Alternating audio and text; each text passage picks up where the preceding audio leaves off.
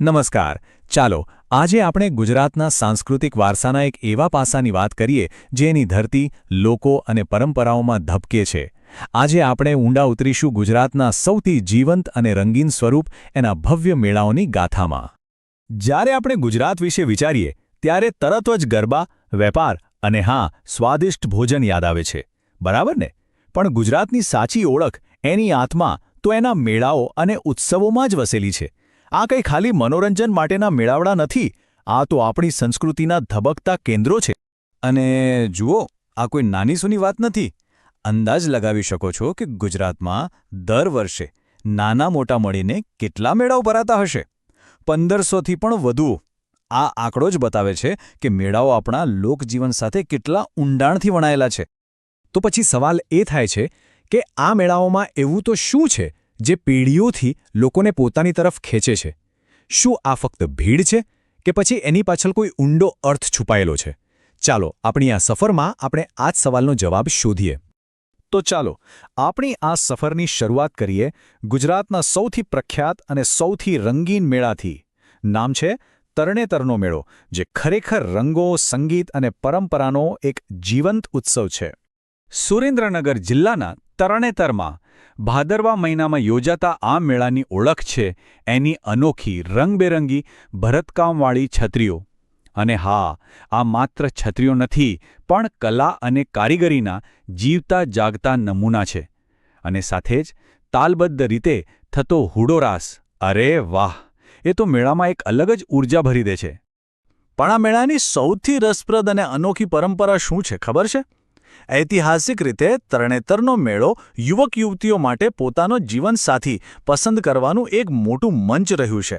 એમ કહી શકાય કે આધુનિક ડેટિંગ એપ્સ પહેલાંની આ એક સામાજિક અને સાંસ્કૃતિક પ્રણાલી હતી. ચાલો હવે તરણેતરના રંગોથી થોડા આગળ વધીએ અને વૌઠાના મેળા તરફ જઈએ. અહીં રંગો તો છે જ, પણ સાથે વેપાર અને ભૂગોળનો એક અદ્ભુત સંગમ જોવા મળે છે. અમદાવાદ જિલ્લાના વૌઠામાં ભરાતો આ મેળો ભૌગોલિક રીતે એકદમ અજોડ છે. જરા કલ્પના તો કરો, અહીં સાબરમતી, હથમતી, મેશ્વો સહિત કુલ 7 પવિત્ર નદીઓ એકસાથે મળે છે. આ સપ્ત સંગમ આ સ્થળને આધ્યાત્મિક અને કુદરતી રીતે અત્યંત પાવન બનાવી દે છે. પણ વૌઠાની ખ્યાતિ માત્ર આ સપ્ત સંગમને લીધે જ નથી. આ મેળાની ખરી ઓળખ તો એક ખાસ પ્રાણીના વ્યાપાર સાથે જોડાયેલી છે, જે તેને આખા દેશમાં પ્રખ્યાત બનાવે છે. કયું પ્રાણી હોઈ શકે? સામાન્ય રીતે મેળાઓમાં ઘોડા, ઊંટ કે ગાય ભેંસનો વેપાર થતો હોય છે. પણ અહીં કંઈક અલગ જ છે. એવું તો શું છે જે આ મેળાને આટલો ખાસ બનાવે છે? જી હા, ગધેડા. સાંભળીને કદાચ નવાઈ લાગશે, પણ વૌઠાનો મેળો ભારતના સૌથી મોટા ગધેડાના વેપાર કેન્દ્રોમાંનો એક છે. અહીં હજારોની સંખ્યામાં ગધેડાઓની લેવેચ થાય છે અને આ જ આ મેળાનું સૌથી મોટું અને સૌથી આશ્ચર્યજનક આકર્ષણ છે. વ્યાપાર અને પરંપરાથી હવે આપણે સીધા શ્રદ્ધા અને આધ્યાત્મિકતાના ઊંડાણમાં ડૂબકી લગાવીએ. ચાલો જઈએ જૂનાગઢ, ગિરનારની તળેટીમાં, જ્યાં ભરાય છે ભવનાથનો મેળો, જ્યાં ખરેખર શ્રદ્ધાનો મહાસાગર ઉમટે છે. મહાશિવરાત્રિના પવિત્ર દિવસે યોજાતા આ મેળાનું મુખ્ય આકર્ષણ છે દિગંબર નાગા સાધુઓ. મધ્યરાત્રિએ એમની ભવ્ય રવેડી નીકળે છે અને પછી તેઓ મૃગીકુંડમાં શાહી સ્નાન કરે છે. આ દ્રશ્ય એટલું અલૌકિક અને રહસ્યમય હોય છે કે એને શબ્દોમાં વર્ણવવું મુશ્કેલ છે. ભવનાથના મેળાની ભવ્યતા અને એનું આધ્યાત્મિક મહત્વ એટલું ઊંડું છે કે એને ગુજરાતનો મિની કુંભ તરીકે પણ ઓળખવામાં આવે છે. બસ આ એક જ ઉપનામ એના મહત્વને સમજવા માટે કાફી છે. ગુજરાતના મેળાઓની ગાથા એની આદિવાસી સંસ્કૃતિના ઉલ્લેખ વગર તો અધૂરી જ કહેવાય. તો ચાલો હવે આપણે 2 એવા મહત્વના આદિવાસી મેળાઓ જોઈએ જે એકબીજાથી તદ્દન અલગ છે, છતાં એક જ સંસ્કૃતિના ભાગ છે. જુઓ, એક તરફ છે શામળાજીનો મેળો, જે કાર્તિકી પૂર્ણિમાએ ભરાય છે અને એમાં ભક્તિ અને ઉજવણીનો માહોલ હોય છે. તો બીજી તરફ છે ચિત્રવિચિત્રનો મેળો. અહીં આદિવાસી સમાજ પોતાના પૂર્વજોને યાદ કરવા અને શોક વ્યક્ત કરવા એકઠા થાય છે. એક જ સંસ્કૃતિના કેલા 2 અલગ અલગ ભાવ?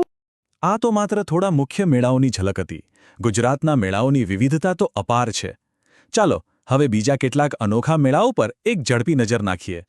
જુઓ તો ખરા, પોરબંદરમાં શ્રીકૃષ્ણ રૂક્ષ્મણીના વિવાહની ઉજવણી કરતો માધવપુરનો મેળો, ડાંગમાં આદિવાસી રાજવીઓને સન્માનિત કરતો ડાંગ દરબાર, રૂપાલમાં માતાજીની પલ્લી પર હજારો કિલો ઘી ચડાવવાની અનોખી પરંપરા અને દાહોદમાં આદિવાસી યુવાનોના શૌર્યની કસોટી કરતો ગોળ ગધેડાનો મેળો. દરેક મેળાની પોતાની એક અલગ જ કહાની છે. તો આ બધા પરથી શું સમજાય છે? મુદ્દો એ છે કે ગુજરાતના મેળાઓ ખાલી ભીડ કે મનોરંજન નથી. એ તો લોકસંસ્કૃતિ, પરંપરા અને આધ્યાત્મિકતાનો જીવંત દસ્તાવેજ છે.